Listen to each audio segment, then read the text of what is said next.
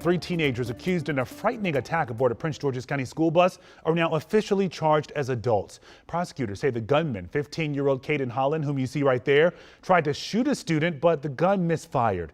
The teens then reportedly beat the victim and ran off.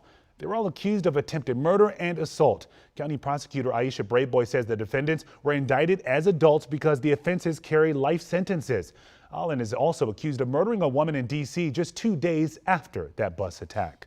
And while Prince George's County prosecutors pursue adult charges against those teens, we wanted to take a look at the approach to juvenile crime here in D.C. D.C. police reports young people make up 59% of recent carjacking arrests. Delia Gonzalez sat down with D.C.'s Attorney General to find out what accountability actually looks like.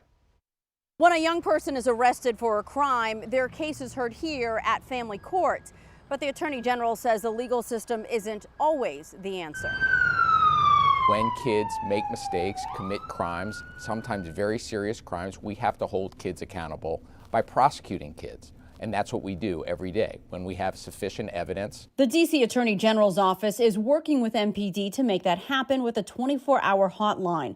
Detectives call prosecutors to make sure they collect enough evidence that can be used in court. Oftentimes, we ask the court to detain young people because we think it's in their interest and the interest of the public to do that. Sometimes kids need to be sat down, but we can't share the specifics of the case because it's not lawful to do so. While their crimes impact the community the same, Attorney General Brian Schwab says there is a difference between the juvenile justice system and the adult system. And one of the ways we commit to kids in a little bit of a different way than we commit to adults is we are committed to protecting the public safety and engaging in an effort to rehabilitate. That's where diversion programs like the Alternative to Court Experience comes in.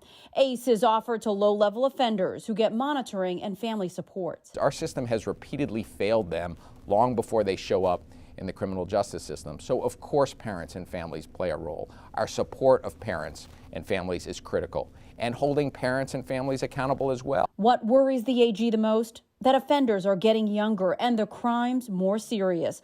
But he says the crime stats don't tell the entire story. We have about 50,000 young people between ages 10 and 17 in our city. Less than 500 are justice system involved. That's less than 1% of the children in our city.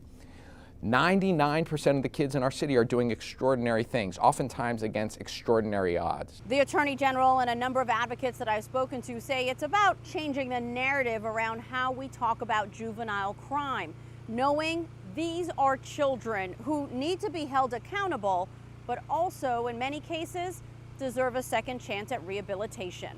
Outside of family court, Delia Gonzalez, WUSA 9.